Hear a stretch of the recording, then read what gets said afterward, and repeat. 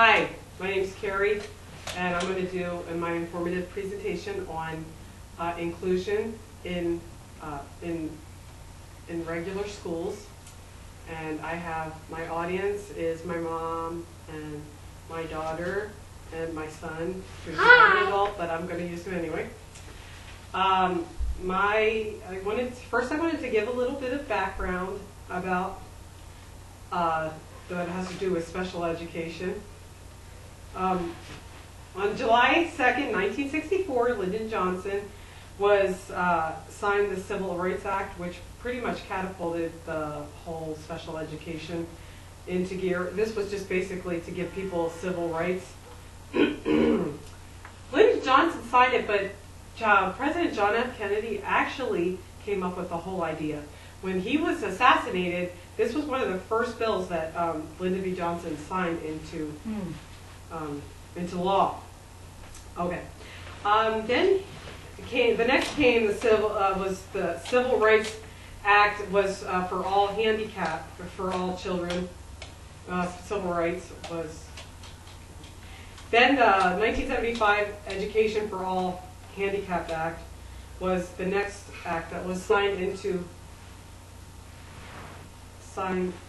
was made a law that you weren't allowed to, had a dramatic effect on special needs children. This law also incorporated a free and appropriate education so that all special needs children could go to public school and receive a free education. By law, they were guaranteed that. So before they had to pay for it? Mm-hmm. Oh.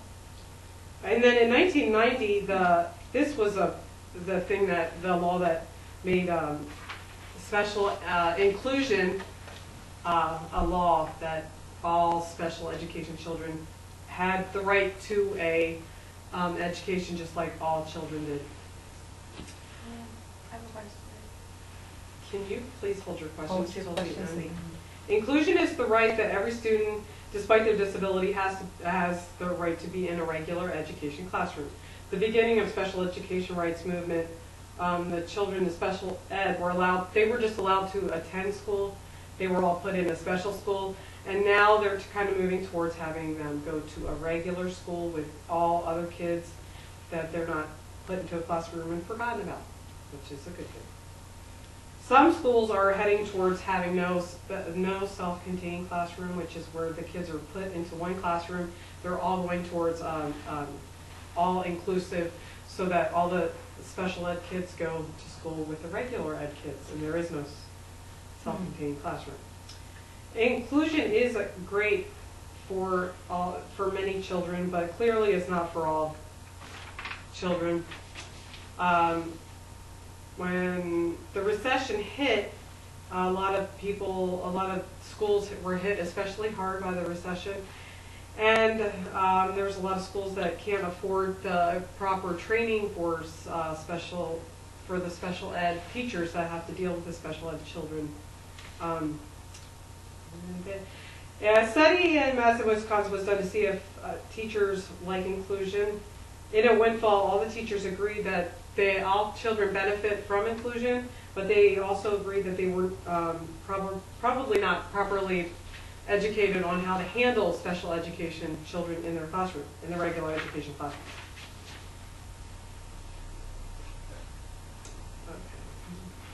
I believe in inclusion. I think it's a great idea, and I think that there are obviously there's a student that I work with directly, and he is profoundly autistic and has Down syndrome, and he is violent at times, and I think that they need to draw the line somewhere. Inclusion definitely isn't for all students.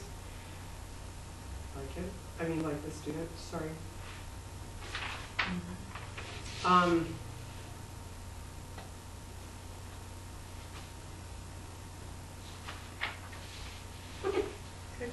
I think that since the signing of the Civil Rights Act, we have made leaps and bounds towards inclusion, and I think that inclusion is great for many students. Obviously not all, and I think that we need to start making laws where we're not negatively impacting the other children in the classroom. And I think that a lot of people would agree that having special needs kids in the regular setting is a good thing because it helps to teach them that to respect everybody, not just certain people that are regular education kids, but also special education kids. And it shows them how to be compassionate towards everybody. So kids that get this type of education with inclusion, and with having special needs children in the classroom, grow up to be more compassionate adults, and they know they aren't simple-minded in thinking that that you can't include everybody in the classroom, or it kind of breaks down barriers in that way. I really think that there needs to be more research on this particular subject, and I think that action is needed sooner rather than later. Possibly they should have different levels of intervention for different disabilities and different children, and they're obviously very different, and they all need different. They all have different special needs. Mm-hmm. And that's the end of my speech. And does anybody have any questions? Mm-hmm. Okay, so for that, the special ed kids, mm-hmm. or special education, sorry. Mm-hmm. If they couldn't afford this, then they just couldn't go. What did they do? They just stayed home. And then what? Probably end up in an institution somewhere a long time ago. Like back in my mom's day. Well, that's what I was going to ask. My question is, when I went to school, they had a special education classroom. It was a contained, mm-hmm. right? Mm-hmm. I didn't know that they had to pay to go there, but everybody would make fun of them because they well, were. see, when you were in school, though, how old were you? Because this is from the '64, so I'm like. Well, I was 12. Oh, okay. Okay. So maybe it just that was at the time the laws were changing. Yeah, and maybe since we lived in Pennsylvania, they were probably a little more proactive with the stuff than they were like in the South. They might have had they didn't allow them into school. They didn't have to pay to go to public school, but they usually were just shoved into a classroom and they didn't get taught anything. And I don't understand why are they going to shove them into normal classrooms? They're not ever going to be normal. Because then it helps to get them socialized with other children, which helps. And they're doing all these research studies. Eyes of the other party kids. When they socialize with regular kids, it brings everybody's test scores up. What? So it helps everybody. Yes. But my question is that the special needs kids sometimes are violent. Mm-hmm. So the teacher spends so much time on them, trying to contain them that all the other students aren't learning everything. So has there ever been a study done on what if impact that has on the kids? Yeah, actually, that makes the emotionally disabled. There was a paper that I read for this other paper that I did, and their test scores went down all across the board. The emotionally disturbed children. Usually, just a minute. Usually, they'll have an aide. I work as an aide. They'll have an aide that will walk around and take care of all those needs. If they start getting out of control, they'll take them out of the classroom. So yeah. I have a question. But in our high school, all the classes are getting. I have a question. You can ask What? What? Can you just let me ask it? Yeah.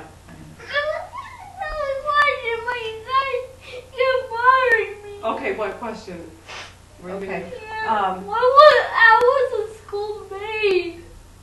With bricks and mortar. Okay. It's okay, honey. It's okay. Don't cry. This is Mom's presentation. Okay. So what were you saying? Like, we're going through a recession, obviously, and we can't be affording to have all these aides. Yeah, that was my next question. Yeah, and in high school especially, they don't have aides walking them around. They're on their own. Oh. Well, their parents have to request it. Usually you don't just get an aide. Your parents need to be involved a lot. So we have aides, but they don't go out. They're only in the self-contained classroom. Well, the parents they have to get involved and push for having an aide. Yeah, parents. It can't all fall on the schools. Yes. Okay, and if that concludes my presentation, thank you.